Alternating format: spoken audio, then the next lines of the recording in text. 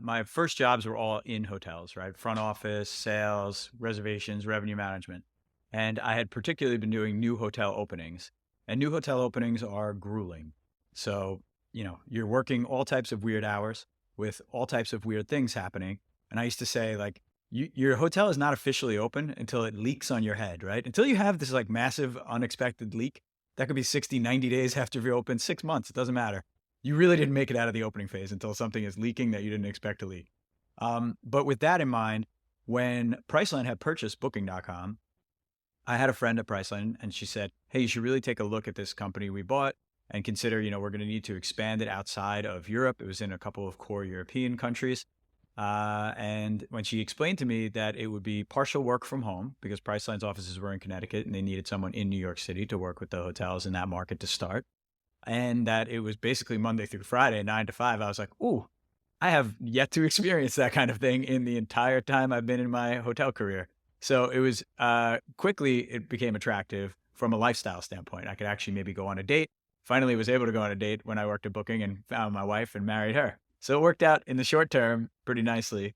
And, what I also liked about it was I understood what Booking would do for the customer as well as the hotelier, right? So as a customer back then, there was no way for you to compare hotels on the internet where you could then purchase the hotel using an agency model, right? So you could go to all of the other OTAs, but you always had to prepay at time of booking.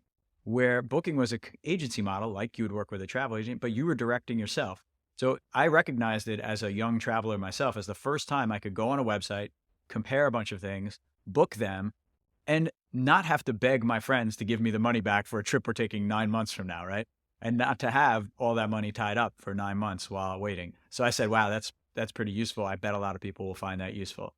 Then from the hotel perspective too, it was specifically around international and interregional travelers, which was always a hard to get demographic, right? You would usually go and get what I used to say to the hotels, like, how you get German tourists now? I said, yeah. I'm like, a busload of Germans will show up and they're all in your lobby at one time. Like, yeah, well, this will get you like one German at a time.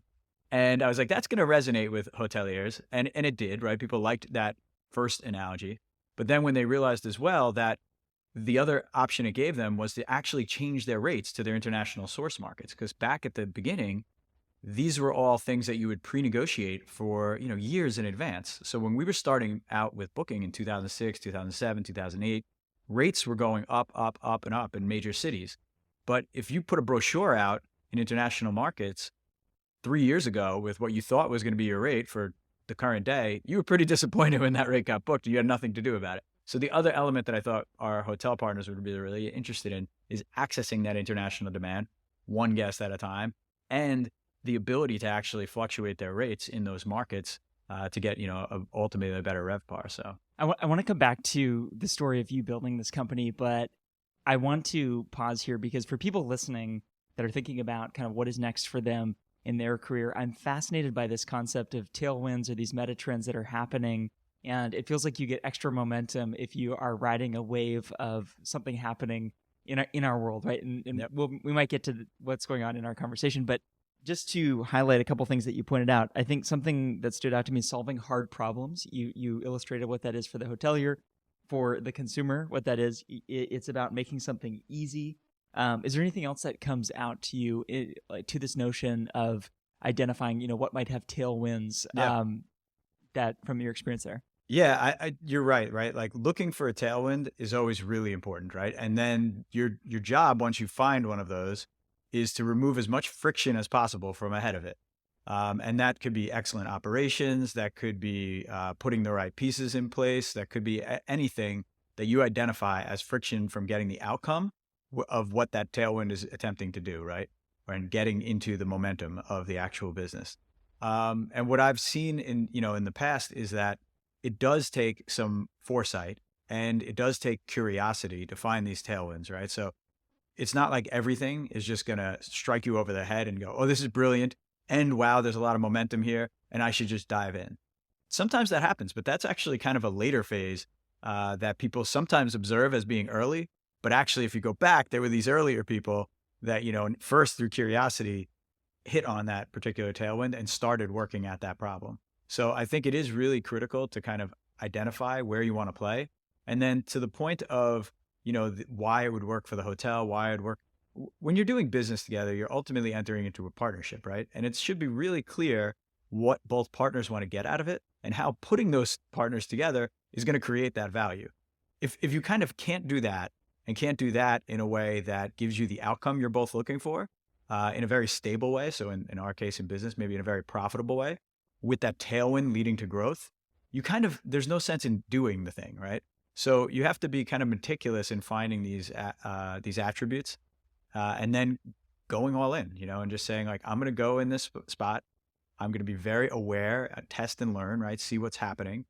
But I'm going to commit, and I'm going to commit the best of me to getting this result. And I'm going to monitor how well I'm doing, and I'm going to make adjustments, right? So I think that's the key thing. Yeah, it sounds like you're starting to touch on this, but I'm very fascinated on what you learned about creating something that has never existed before, right? Because if you rewind the clock to early days of booking, this whole model didn't exist, Yep. right? And so you're starting to kind of get into testing here. We could talk about this, but in general, I'd love to get your thoughts and learnings around how do you create in a, I don't know what you call it, a white space or a place that has never, you're creating this brand new thing. Yeah. Well, I think, if I go back to think about the early days of booking and in general, it became really well known, our experimentation culture, right? So we were running 1,000 A/B experiments a day, right? So different versions of the site. Anybody in engineering or development could actually put those experiments live, take them off if the data is proving that it's not working. But we were a big test and learn culture. And I keep saying culture, and I find it really interesting because testing and learning could just be a principle, right, that you apply to your business.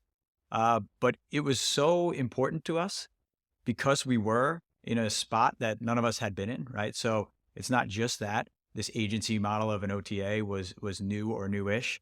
It was also that everybody was really young. These were all kind of new positions for most of us. So we had to really test and learn everything, right? Because there wasn't much of a bag of tricks we could show up at 25, 26 years old and say, oh, yeah, in all our past experience doing this, it always works like this, right? So in our culture, it was important to embed that testing and learning and that data centricity, right? So we led with understanding the data so that we can make decisions. And that as a cultural item versus a principle is super important because that allows you to not get into situations that many businesses find themselves in, where it's like the highest paid person's opinion is what matters, the CEO's opinion is what matters.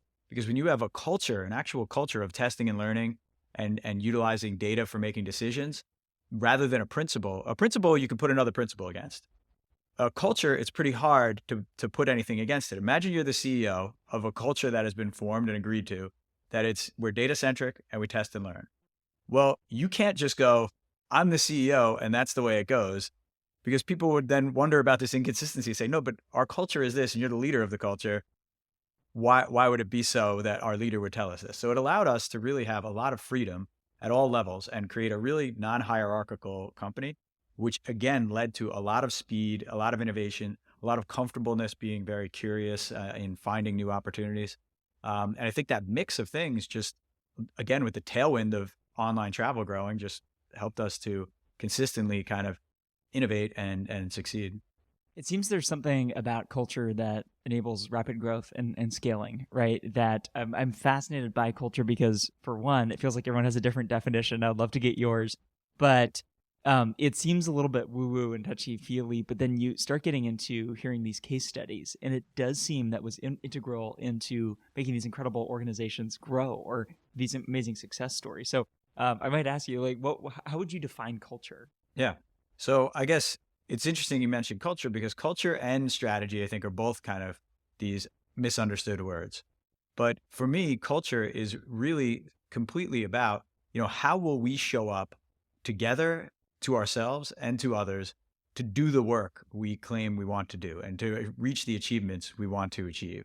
And that is both practical, I think, because, you mentioned woo-woo. I think it's very practical what you can put into a set of values in your culture.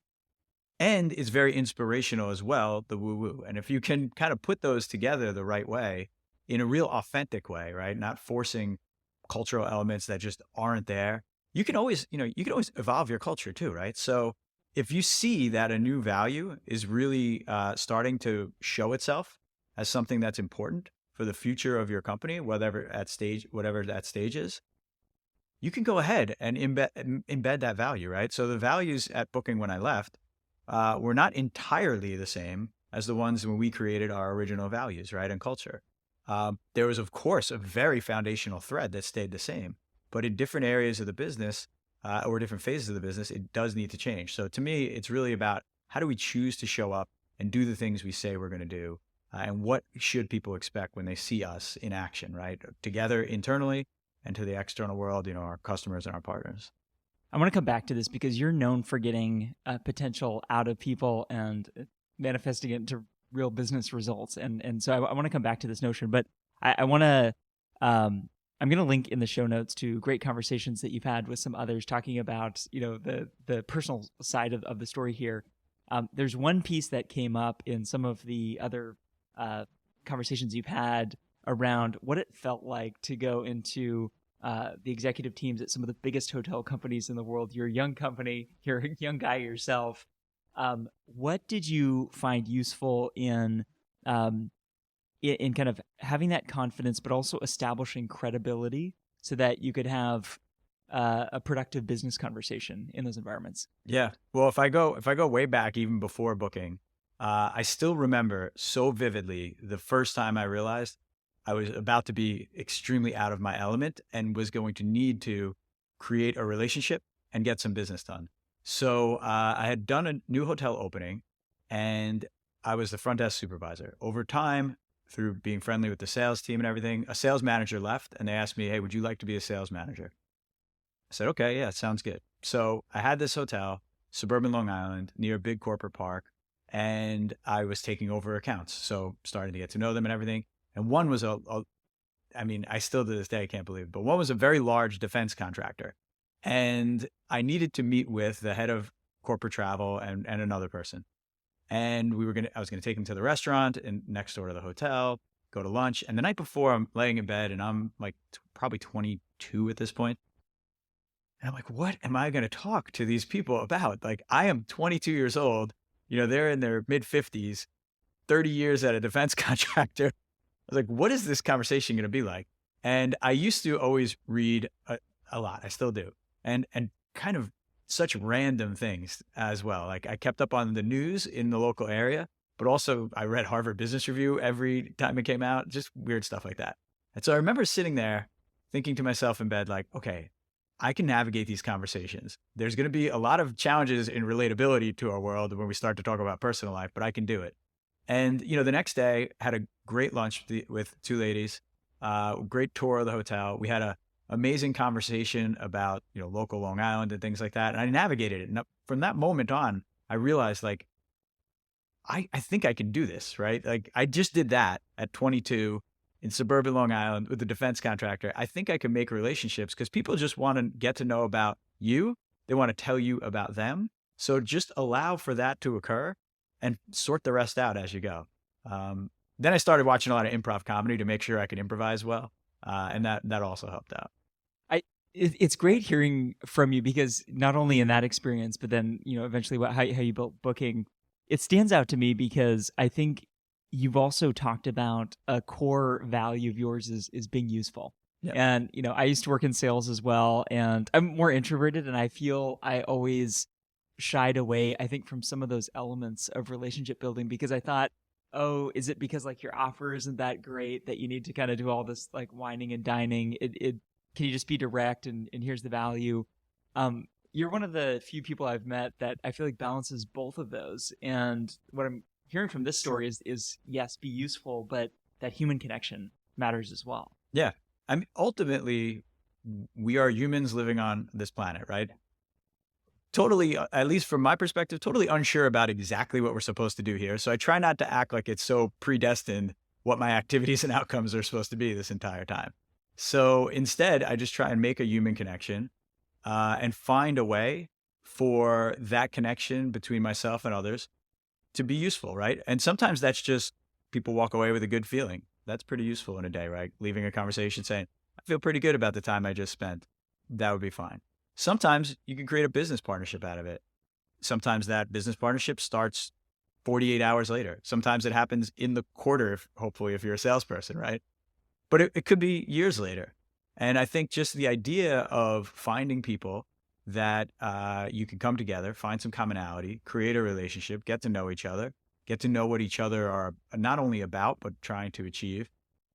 You kind of can't go wrong with spending some time doing that because, again, life is pretty long and creating kind of a good group of people and a good relationship web around the world will be useful to you and useful to them because you never know when someone's going to change their perspective, change their role, change what they're doing.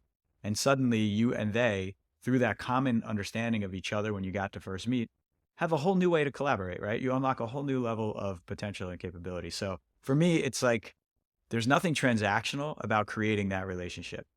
There could be transactions that create from it, but ultimately just form a good relationship, find great people. We all know there's a lot of jerks out there. Like your job in life is to hopefully surround yourself by awesome people and avoid jerks. That's good advice. And I guess so. You bring up that example. I imagine as you started to step into these executive meetings with some of the biggest hotel companies in the world, is that same mentality, that same approach served you well in those rooms as well? Yeah, I mean, look, you can't go into some of the biggest brands in hospitality um, in your 20s and not expect to feel a little bit out of place, right? We did have a new offering, right, in a growing space in technology. So maybe there, people are like, yeah, they're going to be younger, right? It's technology. It's the next phase of some of our industry's tools. But, if you go into a Marriott, a Hilton, an IHG boardroom, there's definitely a lot of seniority in there in terms of the decision makers, in terms of even from a sales perspective, like the gatekeepers and other folks. But again, it comes down to finding a common ground for your collaboration with that person, getting to know them, and being confident that the whole reason you're in that room is because whatever you came to talk about piqued their interest, right? Like no one has to let you in that room, which means that you should have a bit of confidence that you can and do belong in that room and can and will, provide as much value as you can. So that was my main focus. It's like, what do I know about this organization where I believe we could help them? And what can I learn about them where I can then understand better how we can help them in the future? So, I want to talk a little bit about negotiating because it feels like almost an extension of some of the themes that you've talked about of relationship building, how you like to do business. You talked about building productive partnerships. Negotiation, when you're working in sales, when you're doing these big deals, you're responsible for the biggest deals, in the company. Can you speak a little bit more to what you found useful and productive when negotiating these deals? yeah. Well, I would like to make sure I always kept in mind that what's going to get us to the end of a negotiation and what's going to have a long-term partnership is that we all have win-wins, right? And in the negotiation isn't an end, right? It's the beginning actually of the next several years, however long that deal term will be, of the partnership. And you need to keep that in mind that this is the beginning of what you choose to build on. It is not an outcome in itself. There are outcomes that you're going to celebrate. There are ones that you hopefully feel okay-ish about. And there's ones maybe you're not going to like, but they got you to the other ones that you want to celebrate. And so creating that true win-win, being respectful of the other party, what their desires are, what they want to achieve, and how you might be able to find a way to achieve that with them based on your own goals, really critical because again, it's the starting point. It is not the end. You don't walk out and put this pristine piece of paper kind of in a little box and go, okay, we did that. See you in 3 years. Like you have to then go live that thing. And people need to understand it in both organizations and why they're doing it. Again, it needs to be something that's going to help remove friction, not introduce friction. Because, if you feel like you've gotten a short-term win in a negotiation and you really pulled one over on those other guys, I hate to tell you, but when you execute that, it will become very obvious that A, you didn't pull one over, or B, if you did, they're starting to recognize it and there's going to be a lot of friction. So you really can't do that kind of stuff in developing, again, what is going to be a business relationship through the tool of negotiation, not I am negotiating because that's what I was here to do. It's great advice. And I want to talk a little bit about building great business relationships internally as well. You have a reputation for getting the most, the best out of the people that you work with as a people leader. And again, you started one of the very first few employees at Booking, building the America's business. And then, look at the organization it is today. What have you found useful in helping people, be as productive as they can be and reach their best? Yeah. Well, I try and make it really clear. So first of all, I think very long term. I can't help it, to be honest. Sometimes I wish I wasn't always thinking too long term in the future, but I can't help it. But the general idea is make sure that your team knows that your goal is to get the most out of their potential, right? So they're a teammate, which means I really want to understand them, their strengths, their weaknesses, so I can put them in the best position to succeed at the goals that are tied to why I hired them and what our business wants to achieve. But in general, succeed at life, right? Like you have to look way past the stuff that you're asking that person to do right now and truly develop them to continue to deliver at all different phases of their own maturity and your organization's maturity. And, again, starting in a situation like Booking, when that strikes you as obvious, it's very useful, right? So I stopped and said, well, we're going to need to grow this company very big. So I can't just have great salespeople because if once I reach maybe 10 great salespeople, I'm going to need great managers, right? So I need to start thinking about of these hires, who can manage and who's maybe better in this phase as an individual contributor, right? Who even wants to do that?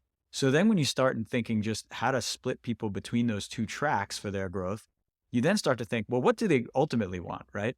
Because maybe some of them will be managers for a while, but transition into something else. Maybe they have aspirations even beyond travel. And that was important for me too, to say to people, look, I want the best out of you at Booking so that whatever it is you're going to try and achieve after this, whether it's with us or not, people look at you as the best as well. That's going to be good for my employer brand, right? Where they go, oh, wow, people leave Booking, they really have like a lot to offer.